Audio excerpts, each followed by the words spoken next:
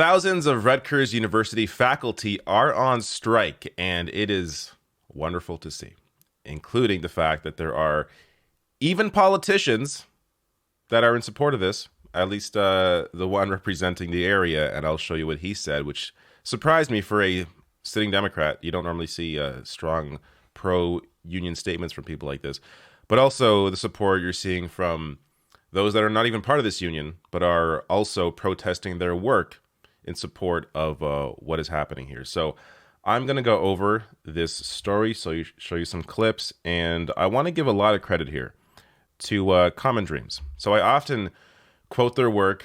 This story is largely based on their piece here.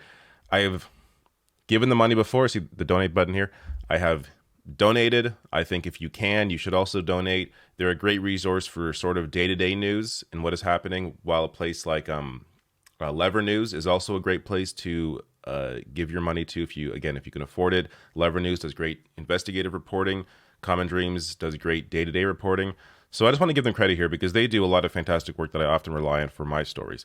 So here is their piece on that. Thousands of Rutgers faculty on strike to demand transformative contract for underpaid teachers. Now, let me first start with the clip because this is, I don't know. I got to be honest, and maybe I shouldn't admit this. When I first watched this clip, I kind of teared up a little bit. And it's just seeing people like this come together in such a boisterous way and just all standing up for each other. It is really good to see. Let me just play this clip for you.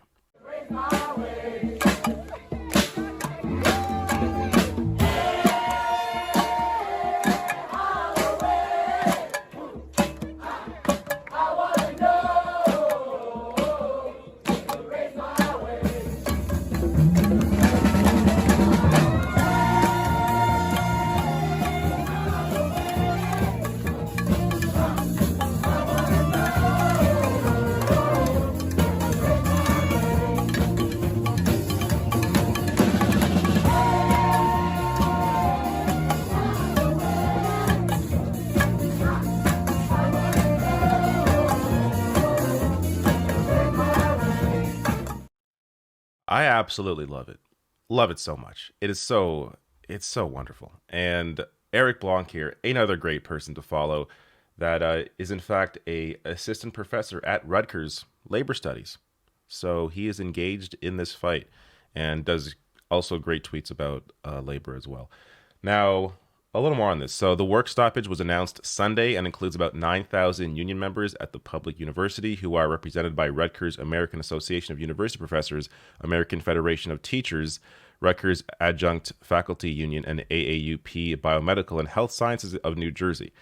The unions represent full-time faculty, adjunct lecturers, and the faculty of the university's medical, dental, nursing, and public health schools. The workers have been negotiating with the school since July and are calling for changes including a 20% pay increase over 4 years for full-time professors, a minimum salary of $37,150 for graduate workers, guaranteed funding for teaching assistants and graduate students, an increase of new parents' release time to 14 weeks, and equal pay for equal work for adjunct instructors who they say should be paid and eligible for benefits equal to those given to non-tenure track faculty. This is, also, all of this is just this entire fight and their care for those that don't have the same status as many of the other professors do, and wanting them to be on the same track as they are in terms of the same benefits and pay as they are. This is just a very uplifting story to me, and I love seeing a fight like this and those that are in the fight fighting for those that are at the lowest rung within that fight. Really, just fantastic work here. And this is a great resource as well. So often when I'm covering these union fights, it can be hard to know the current status of what is going on in terms of the fight, what they're asking for, what has been, what the response has been from management. But here they have a whole page, bargaining status at a glance, where you can go down through each of their proposals and what the latest update is in terms of management. So in terms of pay, full-time staff asking for 5% salary increase, and then that, goes down a bit each year. And the management response is 3%. So you can go through each of them and know exactly what is going on with this fight.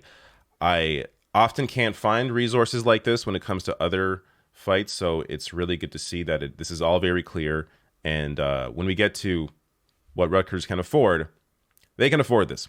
So here it is. This shared by Ryan, who shares this image here. Rutgers has the money to meet our demands. During the worst of the pandemic, the administration's unrestricted financial reserves increased by 40% to a record high. Why wasn't this money used to stop layoffs and budget cuts?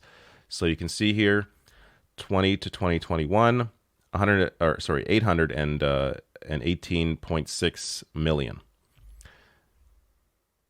They can afford this, and they are simply not meeting these demands. And look, again, just quickly here, we're not talking about a lot. Like in this one case, a minimum salary of $37,000 for graduate workers. This is pennies for a place like Rutgers. Now, one graduate student, Michelle Ling, told the Times that she earns $30,000 per year and that many graduate students struggle to make ends meet. Quote, a lot of the grads that I know here are on food stamps, she told the newspaper. A lot of the grads I know have secret part-time jobs they don't report to the university because they have to. They have families. They have responsibilities.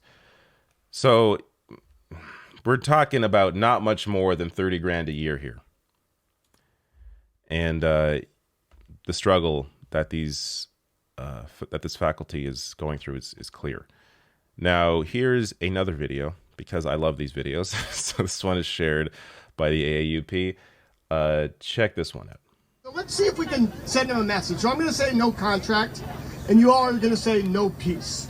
And let's make sure that the folks in Winans Hall and their little fancy spot over there can hear us, okay? Let's see what we can do. No contract. No peace. No contract. No peace. No contract. No peace. No contract. No peace. Absolutely love it. I love it. Seeing workers stand up in solidarity with each other and having other unions stand alongside them. So this is also great.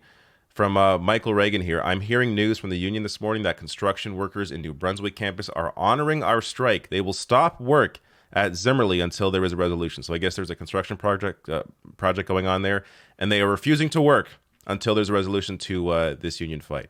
This is the power when workers unite. And I have to imagine that adds at least a little bit of extra pressure onto management to try and get something done here. I love it. I love it. This is just a great story. Now, Bernie Sanders here, of course, lending his support as always, saying, I stand in solidarity with the 9,000 faculty, union faculty, and graduate student workers on strike at Rutgers University.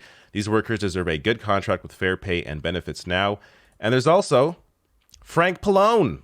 Frank Pallone, who represents the district here for New Brunswick campus, saying, join today in solidarity with the union, Rutgers professors, faculty, and graduate students who are on strike and demonstrating on the New Brunswick campus. An agreement must be reached that provides fair pay, benefits, and job security. So I feel like a lot of this support from your standard Democrat was very non-existent pre-2016. And then, look, I'm not... Of course, Bernie Sanders, I'm going to give credit again. I have to. I'm not saying that he's the only reason that you're seeing support like this, but I think he opened a lane that allowed Democrats to realize, hey, not only is it the right thing to do to stand up with striking workers, it is also politically beneficial for them to do this. So it's a win-win for these politicians to stand up with these striking workers. So it's, whether or not, I'm sure if you go through Pallone's history, there's probably some not so great votes when it comes to workers' rights at some point in his career. But again, I don't know. Maybe he's perfect record. I'm not going to pass judgment either way. I'm just saying I'm seeing a lot more politicians now willing to stand up with workers that are striking that I did not see as much of prior to 2016. Now, a quote from Pallone here saying, the administration calls me all the time trying to get more grants and funding for more research, he said. But I always say, if that is going to be the case, we need to make sure that the graduate students who are doing the research, teaching the classes, they have a fair wage too. Great quote here. Who knows how true it is, but regardless, it's the right message, and it's good to see Pallone on the correct side of this. Last thing here. This was a message sent out from the Rutgers Union here yesterday saying, come out to the picket line today, response to President Holloway. So before I even get to their response to President Holloway, I do want to share that if you are a part of this, here are some links to join the picket. So I'm going to link to this. I link to all my sources always below the video. But you go here, there's a sign-up sheet, and it tells you, or it asks you, what part of the, or what department are you in? Are you student? Are you faculty? So a whole bunch of questions, and the ability to join this fight. So check that out if you're a part of this. And also, if you're in the area, by the way, maybe they want some pizza, some coffee, see if they need anything. It's also a great way to help, even if you are not a student or faculty. But their message here to President Holloway. So they write, late last night, you received an email from President Holloway that ended by admonishing us to be respectful to our students, and supportive of their academic progress. Let's be clear, our picket lines have been and will continue to be a peaceful, nonviolent expression of our determination to make a better Rutgers for our students and workers. Meanwhile, President Holloway's labor negotiators have spent almost a year resisting our proposals for a fair contract, including our calls for a freeze on Rutgers dorms and rental properties, and forgiveness of students' outstanding fines and fees that prevent them from getting transcripts and diplomas. Such punishments are not respectful to our students or us. Perhaps that is why so many undergraduates are joining us on the picket lines. This is wonderful to see. They're calling out of the BS from the president here. This is what management always tries to do, and often it's the management message that wins out when it comes to media framing around these strikes. So management will say, well, you're getting in the way of students being able to learn. Why isn't it the fault of you not getting a proper contract in place, not respecting your faculty? Not to mention the other crap they've been engaged in here. So it's and media often falls in line with whatever management's saying. So they'll be like, oh, this strike is happening, striking workers, disrupting classes, as opposed to management not finalizing a fair contract, disrupting classes. So as I say in so many of my videos, framing is everything. And often incorrect framing, or framing on the side of the powerful, is what has led to so many people being, anti-union or unaware of what is actually going on, because they have been engaged in a media landscape that often only ever gives them the pro-management, pro-capitalist perspective on all of these issues. So really good to see the union here trying to reframe the entire discussion. But uplifting story. It'll be even more uplifting if there's a fair contract put in place. But for now, it's really good to see these striking workers fight for their rights and have, there's just, I'm thinking here at the beginning of this video, I give credit to Common Dreams and to Lever News as well for their investigative reporting. But there are so many fantastic, great labor reporters out there, so many fantastic, great labor resources. I will do what I can to remember as much as I can and link those below as well under sources on this video on YouTube. So check all those sources out and support them as well if you can.